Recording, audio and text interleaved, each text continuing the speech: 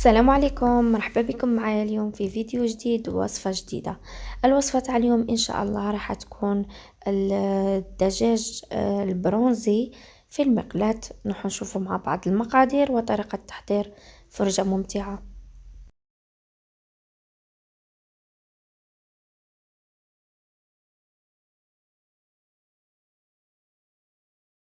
المقادير اللي راح نحتاجوهم في هذه الوصفة: عندي دجاجة تكون كيلو إلى كيلو ورطل، ما تزيدش أكتر من هاك البنات باش طيب لكم مليح في المقلة. عندي هنا بصلة كبيرة مقطعة، عندي 2 ورقات تاع الرند، عندي ملعقة كبيرة لا موطارد والثوم ومكعب الدجاج، مرق الدجاج، فلفل أحمر، زيت، كركم، فلفل أسود، كمون، سكنجبير والملح. وهذا ما كان. هنايا عندي هنايا الدجاجة تاعي البنات راح نحلها في الوسط بهذا الشكل من الصدر. من الأحسن البنات هنايا بعد ما تنقوها وتغسلوها مليح تنشفوها بالبابي، ولا تخلوها تقطر لكم مليح مليح حتى يهود داك الماء. ولا كما قلت لكم الا كنتو مقلقين كيفي تقدروا تنشفوها بالبابي كما راكم تشوفوا. نقيتها مليح. ومن الأحسن هنا البنات أيضا نخلوها بالجلد تاعها. نحاول نضغط شوية كما راكم تشوفوا ونتقب الصدر هكذا بهذه الطريقة باش الجي اللي رايحين نخدموه مع بعض تاع البصل دروك يتشربه مليح الصدر تاع الدجاجة تاعنا وما يجيناش ناشف، ما تجيناش الدجاجة تاعنا ناشفة. كما راكم تشوفوا راني نتقب في الدجاجة بهذه الطريقة، نتقبها مليح ونحاول نضغط عليها باش يتهرس لي داك العظم وتولي لي بلا.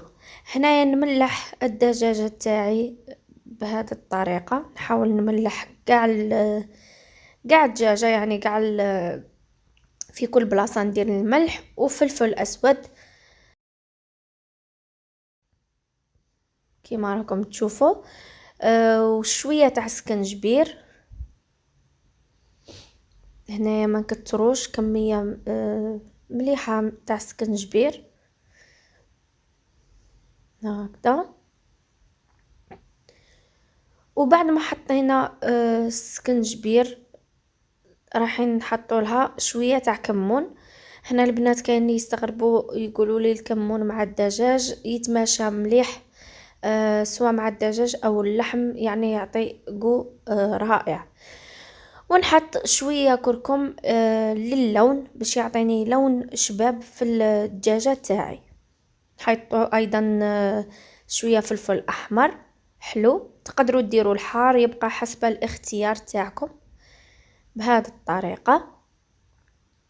وندلك بهذه الطريقه نحاول نوصل كاع التتبيله تاعي تحت الجلد ومن الفوق باش تعطينا نكهه رائعه ولون ايضا رائع. نتبل قاع مليح من الفوق ونقلبها من الجهه الثانيه. نفس التوابل اللي حطيناهم من التحت راح نحطوهم من الفوق.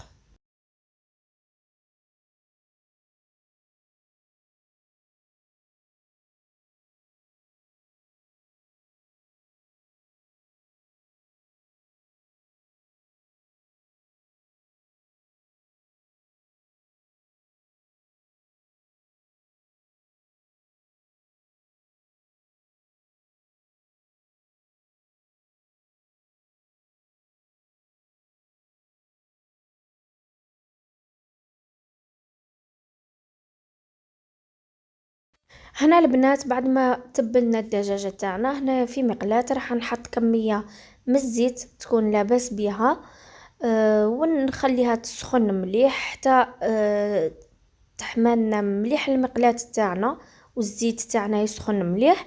نحطو الدجاجة تاعنا، يعني لازم تدي شوك من نحطوها باش تعطينا ديك التحميرة الجميلة اللي شفتوها في اول الفيديو. نخليها تتحمر ونروحو نحضروا العصير اللي راح نسقو به الدجاجة تاعنا مع بعض. هنايا في وعاء نحط بصلة كبيرة مقطعة عشوائي، حنزيد عليها ربع كاس زيت هنايا او نصف كاس زيت، ما تكتروش بزاف البنات. هي يعني صراحة كل ما كتر لها الزيت تجي بنينة هاد الوصفة. مانيش نحط ايضا ملعقة كبيرة تاع لا موطارد وملعقة صغيرة تاع الثوم، او حوالي 4 سنات تاع الثوم. وانا حطيت مكعب الدجاج، تقدروا تستغناو عليه، تقدروا ديروا غير الملح او تخلوه البنات. ما تنسوش بلي رانا ملحنا الدجاجه تاعنا من قبل، يعني نقدروا نخلوها مع التالي. نحط كميه تاع الماء مع المقادير اللي حطيناهم مع بعض، ونميكسي كاع المقادير اللي حطيتهم في الوعاء تاعي كما راكم تشوفوا، حتى ينطحن لي داك البصل مع المكونات اللي حطيتهم في الاول. هنايا بعد ما نطحنوا مليح راح نحطوا هذوك 2 ورقات تاع الرند باش يطلقونا، نغطوهم ونخلوهم على جهه حتى تتحمر لنا الدجاجه تاعنا مليح من 2 جهات، ونولوا نسقوا فيها على 3 مراحل او مرحلتين لكم الاختيار. نسقوها بهذا الجي اللي حضرناه مع بعض ونشوفوها مع بعض.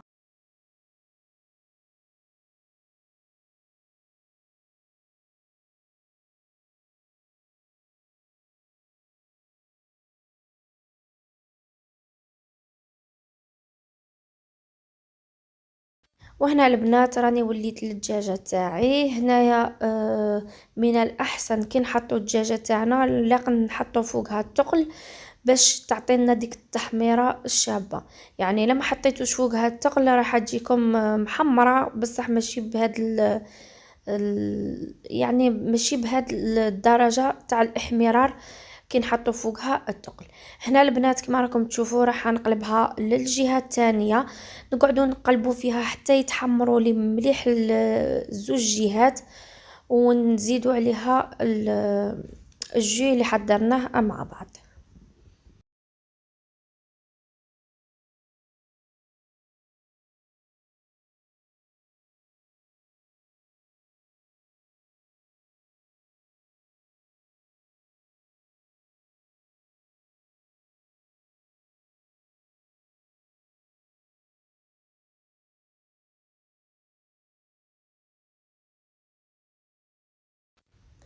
هنا البنات كما راكم تشوفوا جبت كوكوطه عمرتها مليح بالماء وحطيتها فوق الدجاجه تاعي باش تبريسيها لي كما قلت لكم، وباش تعطينا ديك التحميره الرائعه كما راكم تشوفوا البنات. هذا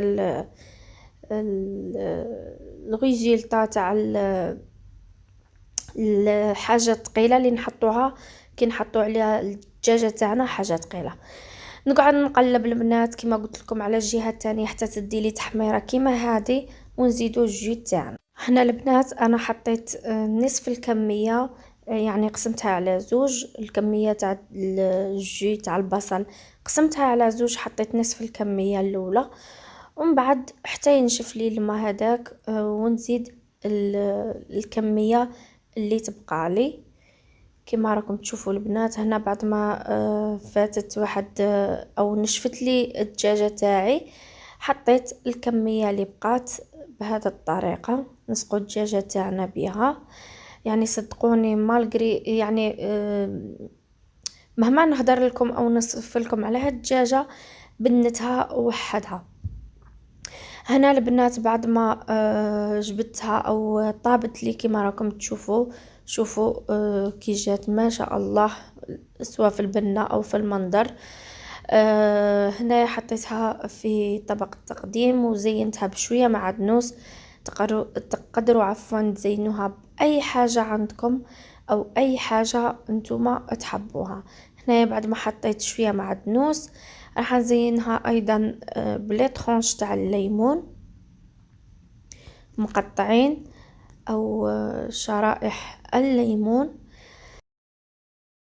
ما عليا نقول لكم البنات غير ان شاء الله يكون عجبكم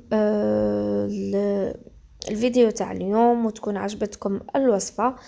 البنات تهلاو في رواحكم بزاف بزاف، وما تنسوش شاركوا الوصفة مع الأصدقاء، والسلام.